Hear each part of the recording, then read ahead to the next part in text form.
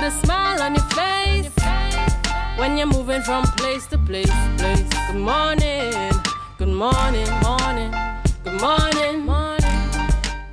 Good morning, viewers, and welcome back. It's 7:35 a.m. this morning, and we are heading on into this segment with Councillor Tashia Burris, Secretary for the Division of Tourism, Culture, Antiquities, and Transportation. And we're connecting out there with a secretary in London, as she is part of the contingent there at the World Travel Market 2023. Good morning to you and welcome.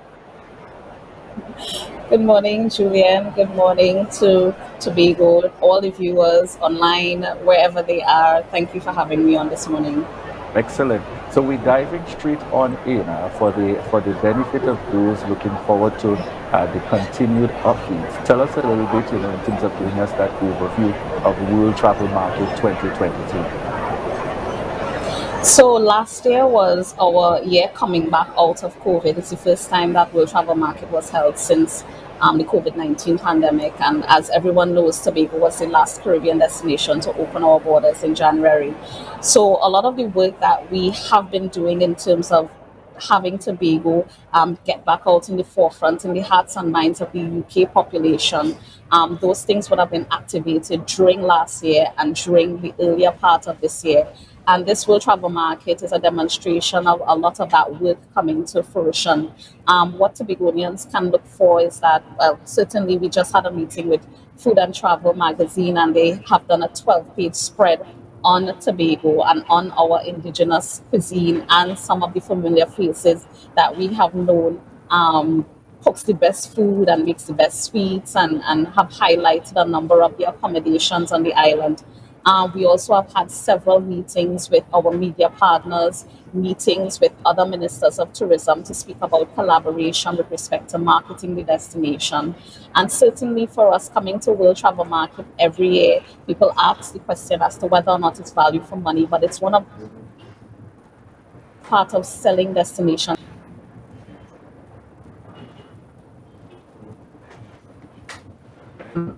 market, which is our largest market by numbers outside of Trinidad.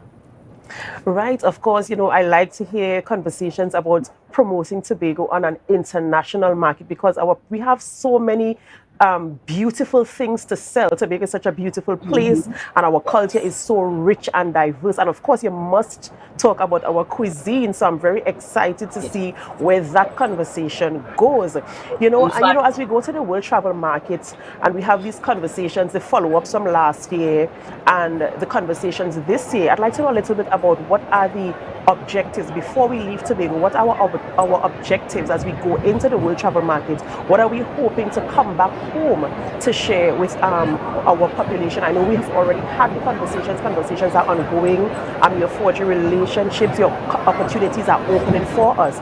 But before you leave, of course, what were your primary objectives? What are you wishing to bring back home when you come back from on this trip? So that I would tell you that with respect to Tobago's position versus the rest of the Caribbean, we're kind of running our own race at this time, because we are still grappling with some of the challenges coming out of the COVID-19 pandemic. One of those challenges really is the quality of our room stock. And even though we have brought a number of our accommodation sector providers to World Travel Market, that gives them the opportunity to converse directly with tour operators and to get advanced bookings for the rest of the year, to ensure that they fill as many room nights as they can. We are still looking as a THA actively to bring on more accommodation sector providers on the island. The thing that happens in Tobago is that the majority of our accommodation sector providers are locally owned, which is something strange in the Caribbean construct, because if you look at other more mature destinations, you would find that a lot of their room stock is actually owned by foreigners, which means that the majority of spend that is done on the island actually stays on the island and circulates within the economy. So for us, coming to World Travel Market is giving those local accommodation providers the opportunity to be on a level playing field with some of the larger names and the foreign-owned brands. Because for us, we think that we have to support local first. If you look at some of the other territories like Jamaica or Barbados, they are actually have dual stands with very brand sector. First, I mean, we present a product that is authentic, that is immersive, want to show culture, heritage, our history. So it's Tobago. It's not just coming to a hotel room and staying there and having all the amenities in place at the hotel that you're staying, but we want you to come to the hotel room and experience the destination. So for us coming to World Travel Market, it's about selling Destination Tobago, everything that is beautiful about Destination Tobago. So we're not selling a Marriott, we're not selling a Hyatt, we're not selling a beaches. We're selling that Tobago can give you that luxury feel and still immerse you in the local, anything that is happening locally, whether it be events, whether it be a harvest festival, that you come to Tobago and feel welcome. So for us, we have to continue to differentiate ourselves along that path. Also, in terms of getting airlift, World Travel Market is actually one of those places where you can have direct conversations with the players in the airlift market. We had conversations with BA yesterday. Certainly, we have consolidated a lot of our support behind BA to ensure that we maintain those connections out of the UK source market. We continue to have Condor as a very important partner out of Germany. The Chief Secretary made mention of the fact that one of our strategies and one of our plans is to reintroduce Tobago to the Scandinavian market, and we are hoping to have those types of conversations that could ensure that we will have those connections.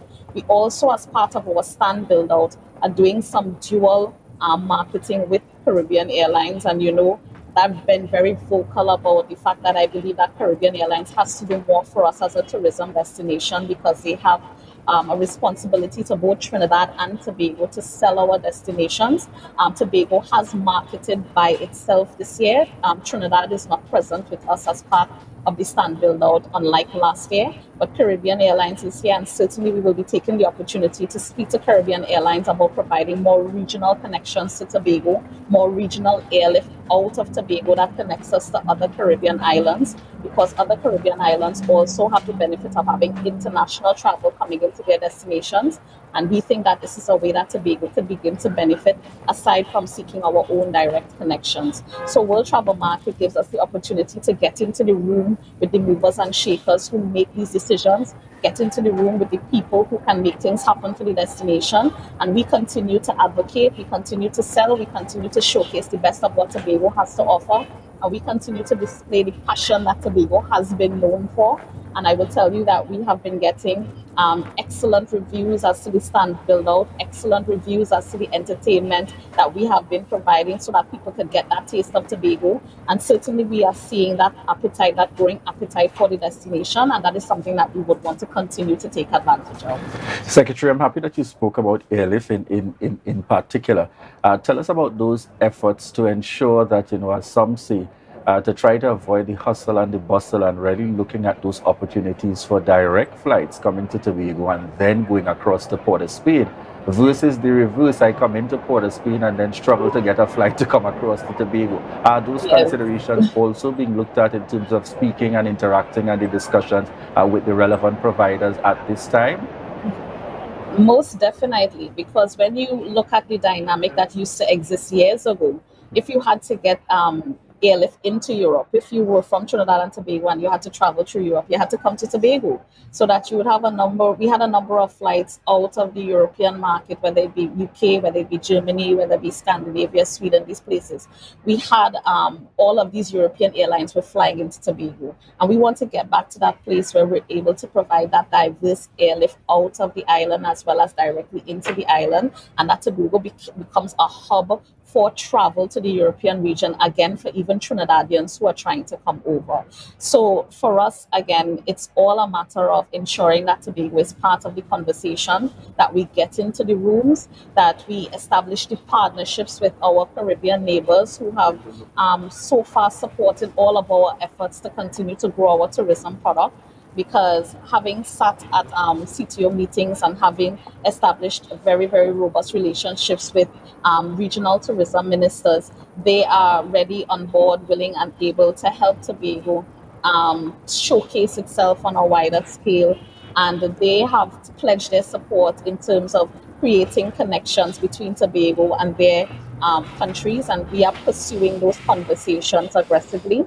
A lot of this work has to happen now. It's not like if the results would be seen before the end of the year or tomorrow. People have to understand that these discussions have to take place, and then there's a time that you have to negotiate, and then you would actually see something happen before the end of next year. So ideally, all of these discussions have to happen at least a year in advance to be able to plan, because things like airlift are very sensitive right now, because the world airlift industry is going through its own shocks. Lack of planes, lack of pilots, lack of crew. So when you talk about having to get airlift in Tobago, it's not just about trying to convince people to fly, but a lot of times with a destination that is still growing in terms of its tourism product, we end up having to pay for airlift. We end up having to put something on the table for planes to fly. And we have to balance our need for direct airlift with all of the other things that we have to pay for to support our sector in the way that it needs to be supported.